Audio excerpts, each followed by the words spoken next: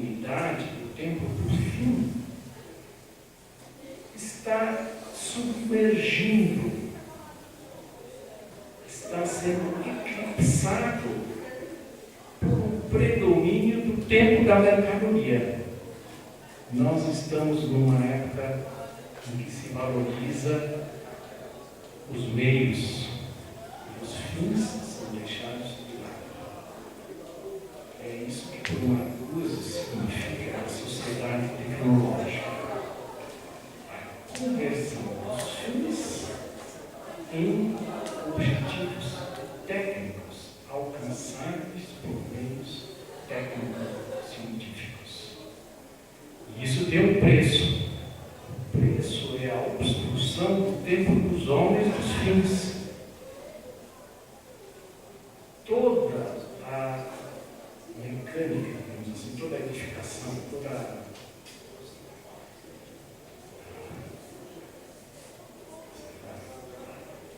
edificação da obra da sociedade industrial está um pouco baseada nessa ideia. A sociedade está objetificada numa dimensão temporal que valoriza os meios.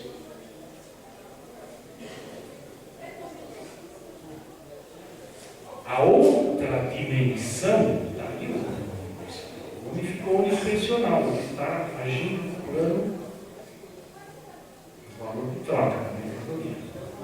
É Marx puro, só que não está dito. Mas é Marx puro. Do outro lado, nós temos o homem em sua outra dimensão, porém assujeitado à dimensão do tempo técnico-científico.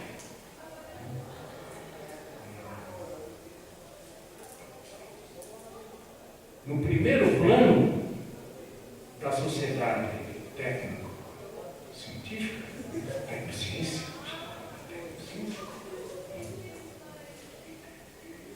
nós agimos de uma maneira, nós agimos por meio de representações. No plano das trocas, nós não agimos mais com os objetos tais como eles são, mas nós operamos com objetos no plano de representações. É um plano que, para o Marcuse, é um plano da passividade. É a continuidade do vigente. Para o Adorno, seria a sociedade eterno retorno omitido, praticamente. Eterno retorno, arcaico. Sempre igual. No outro plano, no plano dos fins, porém, nós temos uma perspectiva que não é a da representação do já existente, mas é da possibilidade de apresentação de algo novo. Esse é o plano de ação das forças, não dos resultados. Não é a toa que para o Kant mais importante da mente do homem é a imaginação. A imaginação, que em alemão é Einbildungskraft, uma força. Aqui nós estamos no plano do que é ativo, não do que é passivo. Aqui nós estamos criando coisas novas, não existentes antes. Nós estamos apresentando essas coisas, não apenas representando.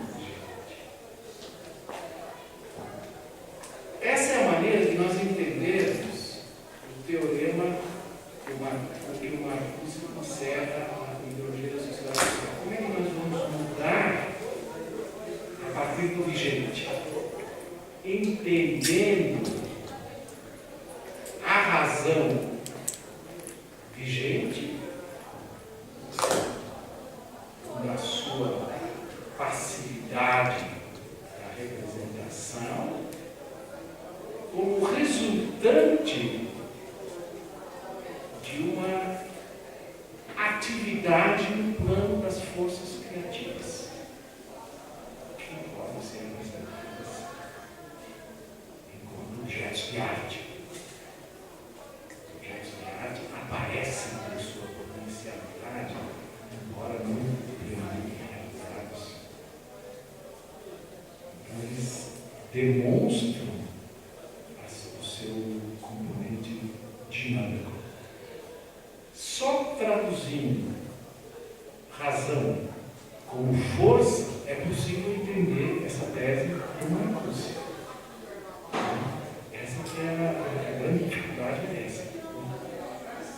Se nós continuarmos levando em frente a dinâmica social numa ideia que nos aproxima da ideia do progresso, do Benjamin, na sua tese sobre história, faz uma crítica dessa ideia do progresso, não é à toa que fazem, aí a história continua igual. Então, para nós podermos criar tendências emancipatórias na sociedade, no âmbito da sociedade vigente, nós temos que abandonar a ideia de progresso. Esta ideia de progresso, do tempo da mercadoria. E temos que pensar numa outra dinâmica que não acompanhe essa ideia do progresso e que consiga introduzir elementos novos. Essa é a questão. Passar da razão já objetivada para uma razão que se entende no plano das forças. Ou, como diria o Marx, passar do plano de uma apreensão localizada no âmbito da sociedade vigente para o plano em que esta sociedade vigente é produzida. Nós temos que transitar do âmbito da sociedade para o âmbito da produção da sociedade. A sociedade é uma produção, ela já está sendo transformada. E nesse plano da produção, nós vamos encontrar elementos ativos que podem ser adequadamente elaborados como elementos emancipadores. Aqui seria bom a gente recuperar um pouco uma discussão que também é muito cara, Marcuse, particularmente quando ele vai discutir a arte, a questão da arte por contraposição à questão da tecnociência, que se refere a um programa de transformação do mundo que é anterior mesmo ao Marx, que está na época do Kant,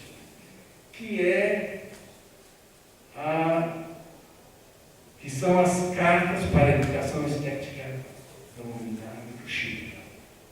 Porque o Schiller, ele faz essa passagem entre esses dois tempos, entre este racional entendido como razão no plano do tempo da troca da mercadoria, do tempo da representação, e o correspondente irracional, só não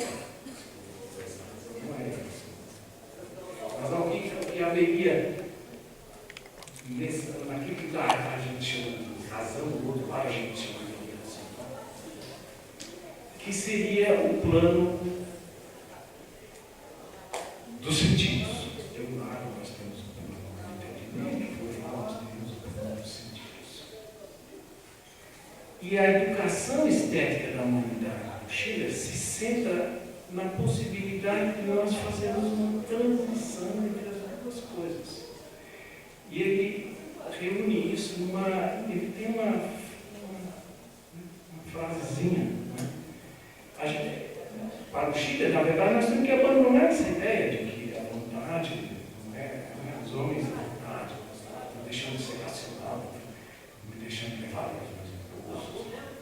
diz assim: o que importa para nós, homens, para que nós afastemos essa humanidade barbarizada, da divisão do trabalho. E aí tem, o Chico também é um homem da sua época, ele acha que a barbárie da sua época resulta da divisão do trabalho.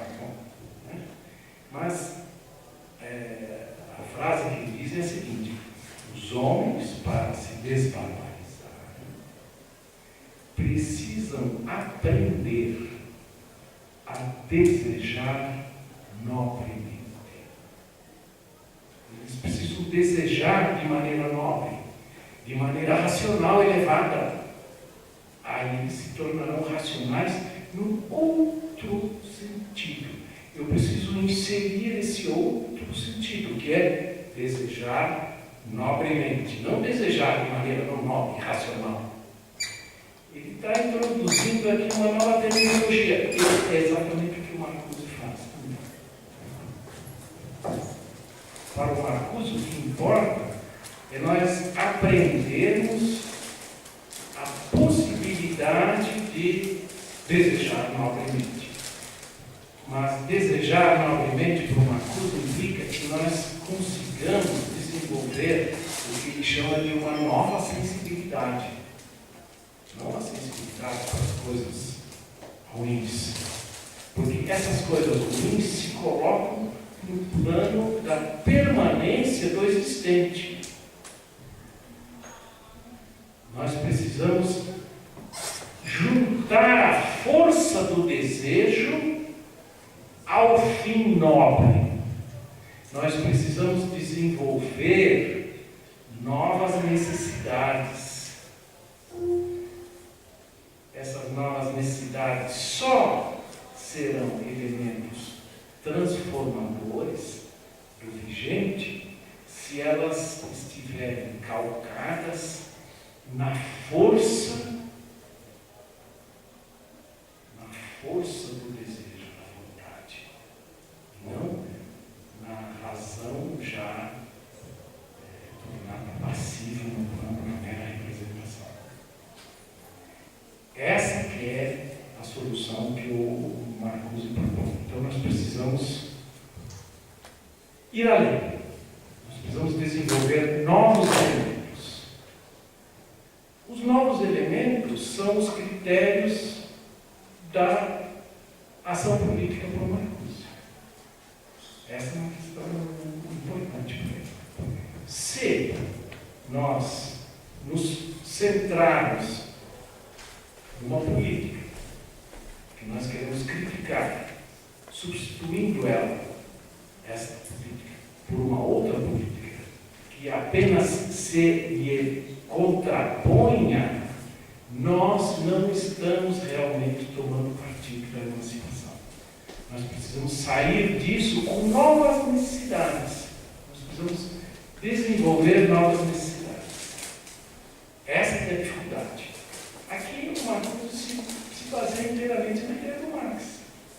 Se não há solução na sociedade vigente, a não ser que nós rompamos a estrutura que mantém a reprodução da sociedade vigente. Então, por Marx, por exemplo, isso se dá desenvolvendo relações no plano do trabalho que sejam de cooperação. A cooperação, não a competição, que permite extração da mais-valia, é um elemento novo que permite sair da ideia do progresso do sempre igual. E este elemento de colaboração, de cooperação, isso a gente pode acompanhar, está no Capital, tem um capítulo lá que se chama a cooperação, o trabalho cooperativo. Só se tornará um elemento, uma tendência que vai transformar a sociedade, se pautado em uma força adequada. Não apenas como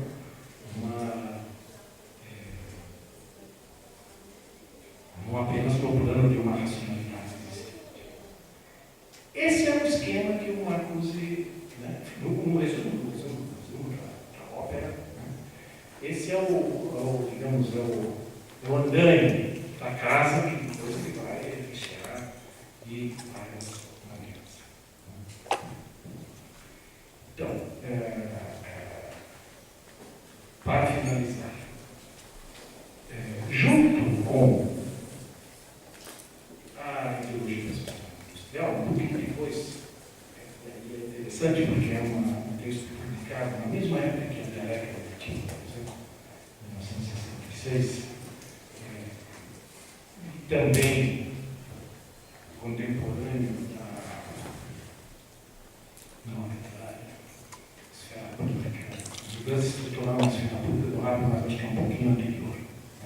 Mas em 1966, o Marcuse escreve um texto que vai se tornar mais ainda do que o Homem Dimensional, um texto curtinho de combate, que sai no livro, junto com 2 outros textos. Existe uma tradução em português, mas que está esgotada há muito tempo, um texto que se tornou a Bíblia, digamos assim, do movimento jovem estudantil de 67, 68, que se chama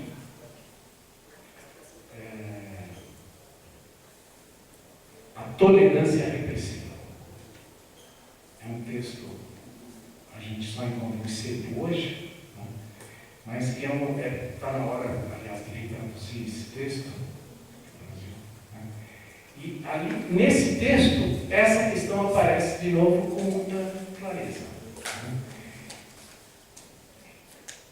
A tolerância, ela é repressiva porque ela impõe um espaço de igualdade, porque nós temos que ser tolerantes com os 2 lados, que impede uma tomada de partido que possa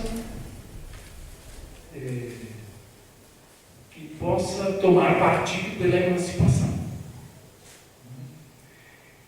Então a tolerância, na verdade, é intolerante com tudo que diverge dela.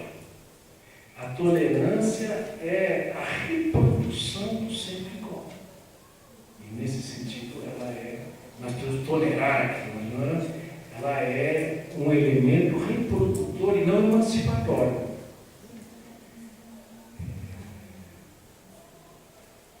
É preciso reprimir a tolerância, porque a tolerância é repressiva. Essa é uma questão que o Marcuse coloca. Então, isso justificaria uma violência contra a tolerância. É preciso ser violento contra a tolerância. O Marcuse tem em mente aqui, como desenvolve essa ideia, um pouco a situação em que se originou o nazismo a partir da sociedade da República de Weimar. A República de Weimar era democrática. Deixa eu não tem os nazistas, tem somos democráticos e tal, e de repente os nazistas lá. Então, essa é a situação. Não pode. Teria sido bom se a gente tivesse dado uns cacete naqueles nazistas lá e tal. Mas, e aí vem esse é o segundo momento do argumento que é o mais difícil de nós acompanharmos. Mas, ao fazermos isto, estamos reproduzindo um outro elemento, que é o elemento da violência. Estamos no mesmo plano do progresso. Não estamos fazendo uma coisa nova. Estamos combatendo violência com violência. A violência pode ser compreendida no plano de ser uma maneira de escapar da tolerância. Mas ela não pode ser justificada como um elemento emancipatório. Ela pode ser um catalisador, mas ela não é um elemento da transformação social. Para que a transformação social surja, nós temos que escapar da contraposição de violência com violência, com alguma outra coisa ser gerada. Não é uma coisa gerada no abstrato. Aquilo que é gerado aparece como aparência, digamos assim, antes. Aí é uma certa dificuldade de a gente acompanhar isso por causa da nossa terminologia, que não tem essa clareza filosófica do alemão. O alemão é muito mais simples, aparentemente, que é pão, queijo, queijo. O alemão é isso, pão, queijo. Mas então, vai construindo palavras, são enormes, tem subtileza. O alemão é uma língua muito simples, muito mais simples que o português, muito mais. Tem menos substantivos, os substantivos são construções, mas tem umas horas que a dialética está presente. E essas horas, aí elas justificam toda a simplicidade das outras circunstâncias. E uma dessas ocasiões acontece com uma palavra em alemão que se chama Schein. S-C-H-E-I-E. S com maiúsculo, aqui é um substantivo. Schein. Schein é aparência, mas Schein também é brilho, é aquilo que aparece. E a arte é Schein. Ela é ilusão, mas ela é manifestação dessa ilusão num plano que não é o real efetivo nosso ainda, é só como arte, mas a verdade está presente ali. Existe uma verdade ali já que não está realizada ainda, mas ela vira a ser que já está presente na arte, que não está na representação técnico-científica, porque ela se esgota no meio. Este é o elemento que nós precisamos levar em frente, esse Schein, aquilo que já aparece como uma possibilidade, para nós pensarmos numa transformação social em direção à emancipação. Um desses Schein é a colaboração. Então, a sociedade, mesmo já na interpretação canhesta que o Chile faz das dificuldades da sua época, que é a divisão do trabalho, essa questão já aparece, porque é a divisão de um trabalho que é coletivo e que precisa de uma certa colaboração, e o trabalho não é uma coisa que pode acontecer por si. E ali já tem uma cooperação, embora ela seja hierarquicamente organizada, mas que aparece, embora ela apenas apareça, ela não seja o elemento fundamental, porque o elemento fundamental é a competição, é o extrair o outro, é jogar o outro.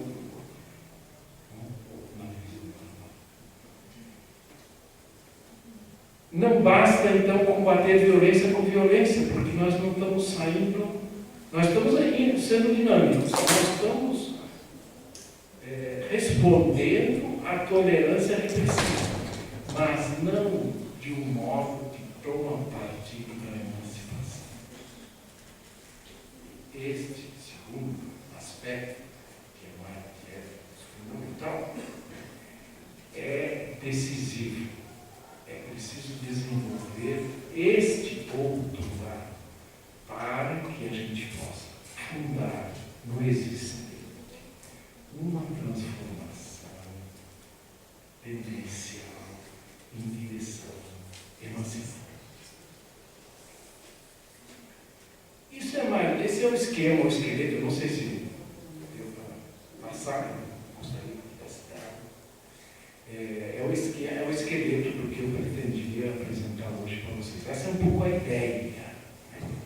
Os homens na sociedade vigente são muito sujeitados, são sujeitos objetivamente sujeitados pelo social vigente, de forma tal que os homens como cultura, que falar em sujeito significa não só falar da pessoa, mas falar da pessoa objetivada na cultura. Nesse plano da cultura, eles são muito educados e reproduzidos em sua educação no plano deste tempo da troca, desse tempo técnico-científico. Esse é o homem unidimensional. E esse sujeito é um sujeito, então, desgarrado do seu papel numa transformação visando, porque nós não queremos uma transformação qualquer, porque mesmo porque as transformações vão acontecendo, elas vão acontecendo.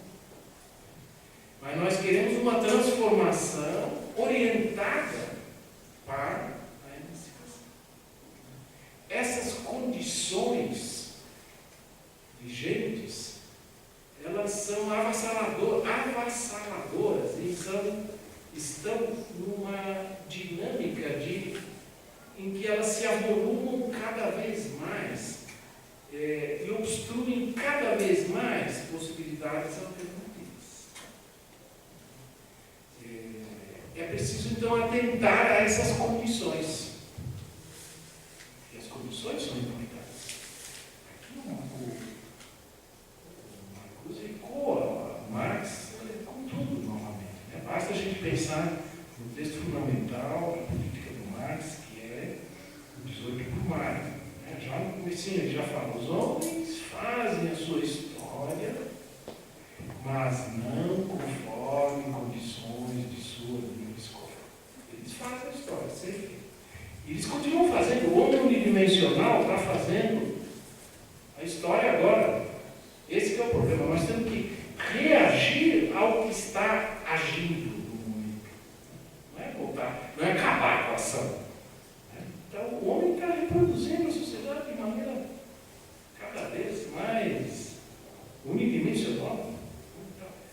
Porque as condições não são propícias a direcioná-lo numa outra direção. Condições não propícias significa que o jogo de forças não é favorável. As forças que impedem a direção de gente são muito maiores, cada vez maiores. Parece uma forcinha na outra direção já. É difícil. Não só no plano social, e a primeira parte do livro mostra esse plano social, sobretudo a partir do próprio processo de produção, como no plano cultural, e a segunda parte do livro se concentra no pensamento unidimensional. O plano cultural obstrui. O plano cultural é o plano técnico-científico, em que os valores são convertidos em metas tecnicamente realizáveis, com os meios disponíveis. Essa é que nós precisamos curar aquela doença. Está certíssimo. Temos que fazer isso também. Temos que fazer isso. Mas ao fazer isto, nós estamos esquecendo do outro lado. A ação de fazer história não é só isso. Isso é entendimento, isso não é razão. Isso Kant precisamos de imaginação. Agora, a imaginação não é porra, porque senão eu pensei que talvez era o homem, não.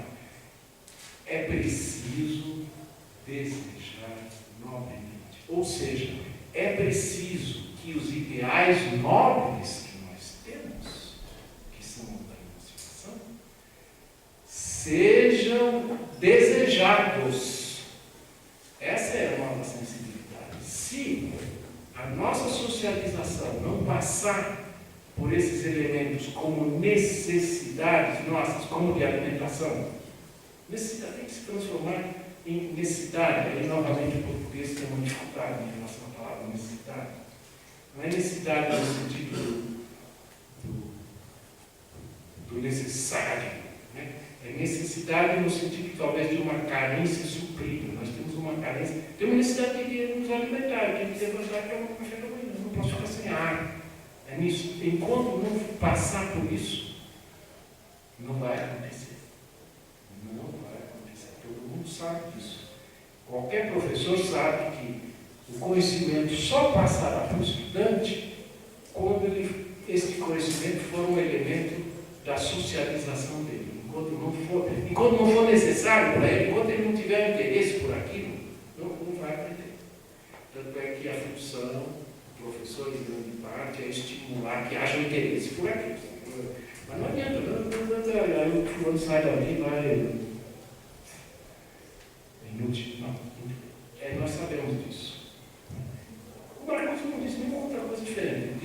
coisa assim pronta.